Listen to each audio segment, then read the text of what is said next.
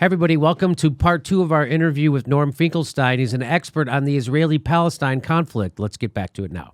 You know, I've heard people say that the majority of the Jewish people don't support the policy of the Israeli government when it comes to Palestine and Gaza and the West Bank. And how could that be? And can you speak to that? Like, I know the Likud party is like the extremist party, a right-wing party in Israel. What would you say the percentage of support they actually have in the population inside of Israel and out? Well, we should be clear that, number one, Benjamin Netanyahu, the prime minister of the state of Israel, he's been the head of state now for about a decade, and he's gone through many elections. And even though he's surrounded by one scandal after another, none of these scandals have actually made a big dent in his popularity. And the reason for that, I think, is pretty straightforward. It's pretty uncontroversial, at any rate, in my opinion. That is to say, Benjamin Netanyahu is an obnoxious, racist, Jewish supremacist.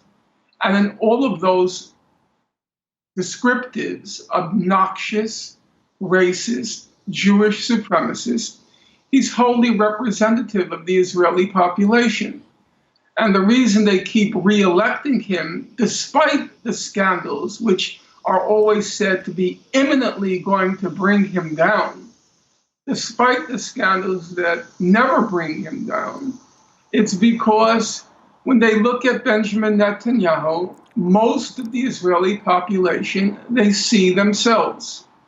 And they vote for him because in his mental outlook, I wouldn't really call it values, because I don't think people like Mr. Netanyahu have any values per se.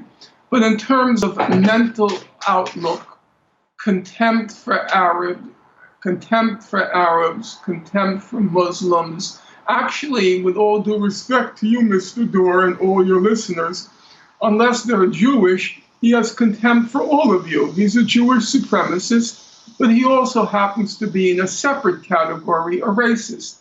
And now, even though I don't like to use that terminology because it's too simple and too sloganeering, it happens to be, I think, in this particular circumstance, it's illuminating. Why do Mr. Netanyahu and Mr. Trump get along so well? Why is Mr. Netanyahu Mr. Trump's biggest cheerleader in the world? Well, the answer is simple. They both like walls. Mr. Trump wants to build a wall to keep out Mexicans. Mr. Netanyahu wants to build a wall to keep out Arabs. They both hate black people. Mr. Netanyahu, when President Obama was the head of state in the United States, Mr. Netanyahu, he didn't see it at all amiss. He didn't see it at all awry for him to come barging in the United States, barging into the Capitol building and instructing, telling Obama what American policy should be towards Iran. I dare say, and of course you're free to contradict me, it's inconceivable. It's inconceivable. Had there been a white head of state, had it been George Bush, or even a Jimmy Carter, had it been even a Jimmy Carter, Mr. Netanyahu would not have dared carry on the way he did with Obama. He's a racist. And just like Mr. Trump, the racist, loathes Muslims, so Mr. Netanyahu, he loathes black people, which is why he made it a part of his policy to expel the Arab migrants, about 30,000, who were fleeing a war situation, fleeing very serious, life-challenging situations, and came as refugees to Israel. And he loathed it because you have to remember, Mr. Netanyahu, he grew up, a large part of his life was spent in the United States. His father uh, uh, I saw the professor that Netanyahu was a professor at Cornell University, and they hated black people, the Schwarzes as it's called, the black people, they loathed them. And so now for Mr. Netanyahu to have to face the prospect that the Schwarzes are invading Israel, so they have to go. And so it's that same mindset. It's not values, it's a mindset. You can choose what descriptive you want for that mindset. Some people would say it's a Nazi mindset. Some people would say it's a fascist mindset. Some people would call it a right-wing white supremacist white mindset, whatever you want to call it. They have it. And that's the Israeli people. It's a sorry thing to have to say, but I'm not one of those people who, in the name of political correctness, recoil at generalizations. If you could say most white people in the American South in the pre-civil rights era, if you could say most of them were mean, white, racist supremacists, very few people would take issue with that quote unquote generalization. But the moment you use exactly those same terms to describe Israel or Israelis, it suddenly becomes politically incorrect. I disagree.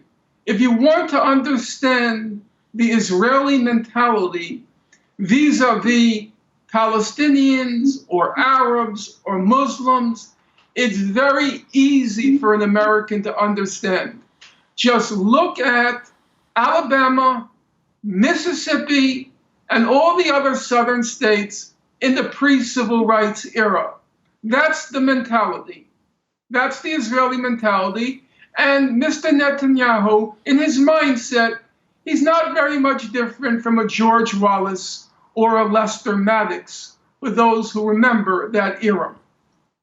So let me ask you: Do the Jewish people or the people of Israel, do they not see the tremendous irony or that's actually being played out right now? That the Israeli state was invented as a safe haven for the Jewish people because they've been persecuted. And now they turn around and for the last couple of decades, they've been doing the exact same thing or a very horrible thing, not the exact same thing, but a very similar thing to the Palestinian people, making them be second-class citizens, stripping them of rights, controlling their movement in and out of wherever they go, and also having economic blockades and medical blockades. And, like we've said, it's an open-air prison. Do they really miss the irony of that? Do they not see that? Yes, I do think they don't see it. I do think they miss the irony. First of all, remember, a large portion of Europeans who came to the United States, the Pilgrims, the Puritans, they were fleeing religious persecution. And then they proceeded to inflict a really quite grotesque crimes on the indigenous population when they came here.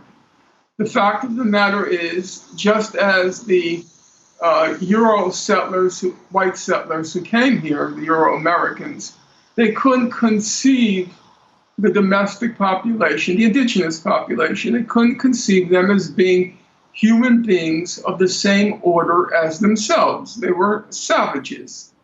And the same way, the Israeli people can't conceive Arabs or Muslims as being on the same moral order as themselves.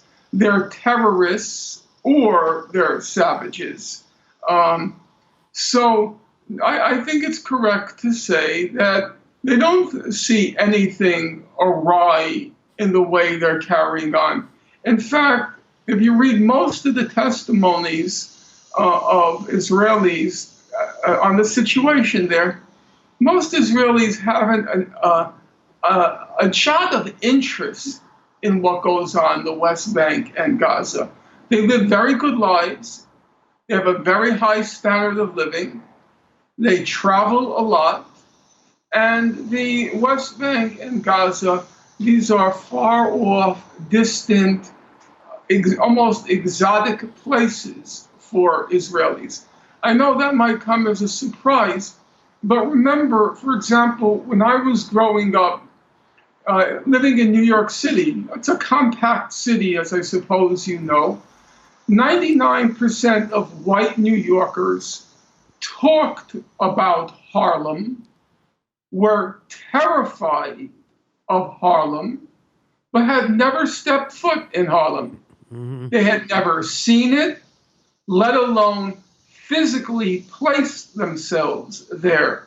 So, and it was a funny thing back then, when Europeans came over, visitors, young people, where you'd ask them, where are you living? And they would all say, Harlem, of course.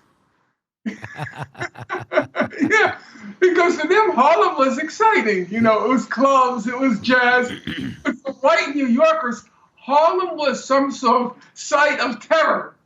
Terror. Everyone was, Harlem, you live in Harlem. Oh my God. And I remember when I first went over to the occupied territories in 1988. So I lived with some families in the West Bank. And I told Israelis, I went to the West. You went to the West Bank. I mean, their eyes bulged. It's a foreign place to them. I mean, these it's amazing, these analogies you're making. They're very helpful, actually. We're announcing our live dates for 2019. We're going to Ventura, California, Hermosa Beach, California, Tempe, Arizona, Austin, Texas, Chicago, Portland, all over the country. Go to jimmydorecomedy.com for a link for tickets. If you'd like to support the show, please join our Patreon or premium membership. We give you hours of bonus content every week. And remember, if you think you're subscribed, you might not be. Check to make sure you're subscribed and click the bell so you get a notice every time we drop a clip. Thanks for your support.